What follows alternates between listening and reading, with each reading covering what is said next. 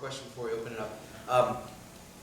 Talk a little bit about the Simple Way as community for your own sort of part in that, and how you practice faith in life with that group of folks in one of the toughest neighborhoods, sections of the city, right there at the K and A, right below the L, Shane's house and community is. Why don't you share a little bit about, I don't know, maybe some specifics and maybe some general sort of, I don't know, words about the community itself. Yeah, well, our community started, the real catalyst for it was when we were in college, and there was a group of poor and homeless families living in an abandoned cathedral in North Philly, and I've written about that some, and it was an incredible moment where these almost 100 people were living in the St. Ed's Cathedral at 8th and York, and we read about it in college and then got involved in that struggle, and it was out of that a group of us moved into that neighborhood and have, we've been living there for 10 years. But we really had this vision that was rooted in the scripture, where Acts 2 and 4 says all the believers were together and shared everything they had, and then it says there were no needy persons among them. They ended poverty. It was one of the signs of Pentecost, of the birth of the church. And so we caught that vision and we said, there sort of was a moment where we said, let's stop complaining about the church that we've experienced, and work on becoming the church that we dream of.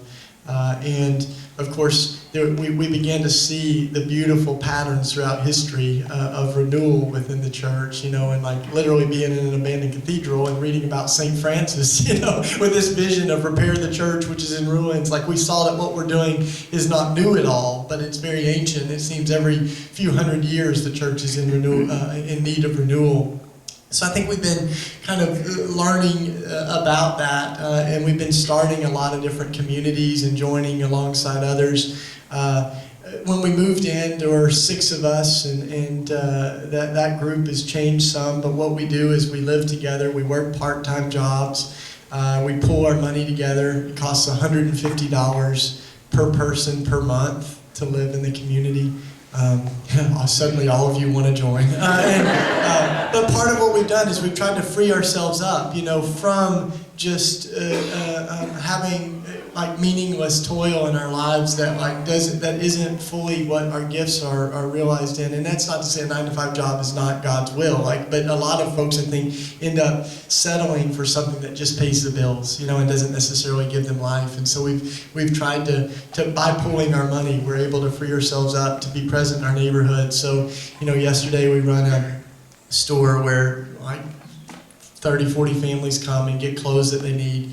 And we do $1 a bag. So families buy a bag for $1, and then they take the things that they need for their families, and they bring the things that their kids have outgrown. So it's just kind of a sharing space, and we share food with 50 or 60 families each week out of our house. And all of it's done sort of out of our homes and living rooms, and that's the sort of vision that we really believe in, is not just compartmentalizing our charity or our service, but opening our homes in the spirit of hospitality of the early church.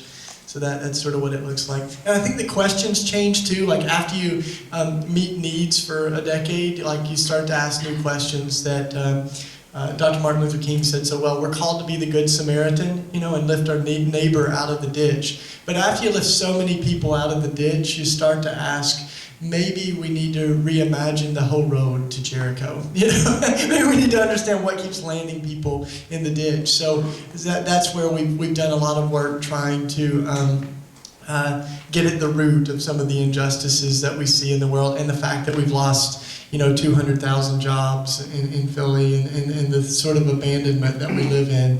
So one of our communities is a recovery community. One of the brightest beacons, I think, in Philly is a community called New Jerusalem. And it's all folks recovering from homelessness and drug addiction, together leading each other.